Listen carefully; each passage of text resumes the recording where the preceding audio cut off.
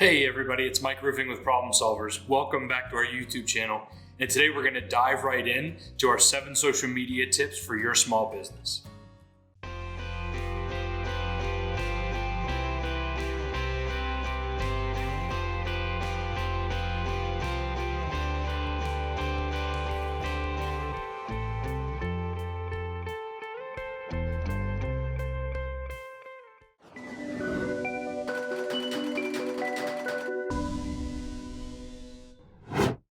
First tip, and one of the things that I find most interesting, is most small businesses really don't have any type of social media plan or strategy. So make sure the first thing you do is take the time to really research your competition, see what's going on out in the marketplace, and make sure you have a solid plan around what's important to your customers or your clients, and really how they want to hear from you on social media. Because it definitely can't just be buy my stuff, buy my stuff, buy my stuff. So sit down, create a solid plan, and know exactly what it is that you want to do before you start working on your social media content. The next thing you want to do is you want to figure out what social media platforms make the most sense for your business and your customer. So for a lot of people, that may be Facebook, but for some people, it may not be. If your primary target customer is a younger audience, it might be TikTok, it might be Snapchat, it might be Instagram. But making sure you're present where your customers are is going to be the most important piece. And then the caveat to that is no matter which platform you decide, if you're going to be on Facebook, LinkedIn, Instagram, and Twitter, you need to make sure you have the proper content for each individual platform. The next thing you want to do is engage your audience. There's nothing people hate more than businesses and companies online that all they do is promote their product or service and sell it and tell you, come buy my stuff, buy my stuff, buy my stuff. People want to hear compelling stories. They want to know more about behind the scenes of your business. They want to know about the people working in your business. They want to know about all the trials and tribulations that you have day to day. They want to be able to connect with your business, with your brand, with your product, with your service. So it's your job to make sure that your content really does that. Do you give people a way to really feel what it is that you do? Do you help them understand how you solve a pain point for them? Putting that information out there, it takes time, it takes effort, and it's not always going to be the most promotional thing you can put out there. But it's one of the biggest mistakes we see companies make is not putting time in other things other than buy my stuff. And what happens is it turns your audience off really fast.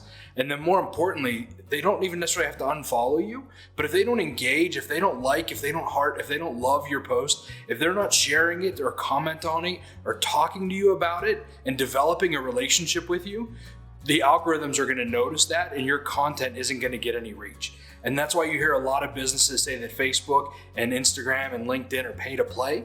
And that's simply because they're not creating content that engages their potential customer. So nobody's liking it, nobody's sharing it. So then over a very quick period of time, you see their reach nosedive and they go from maybe having hundreds or thousands of people see each post to seeing posts that go up and maybe see 3 or 4 people see them.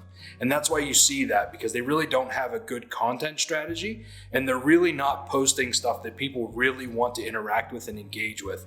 And that's got to be a key, crucial part of your strategy as a small business owner. The next tip we have is make sure you focus on quality over quantity. So what does that mean?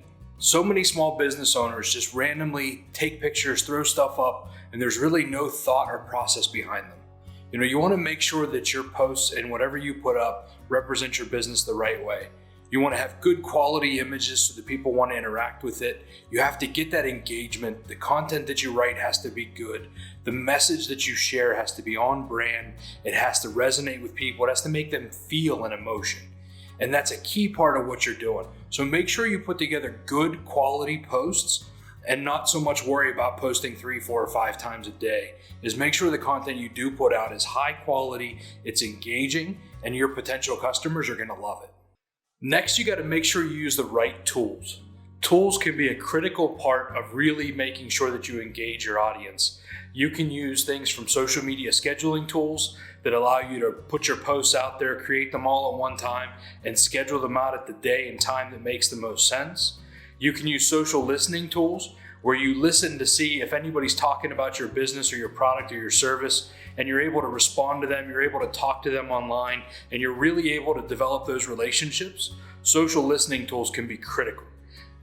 SEO tools are a big deal, making sure that you understand what your potential customer is actually after. What are they looking for? What questions are they asking about your product or service or your business? Those are key things for you to know in order for you to really create great content.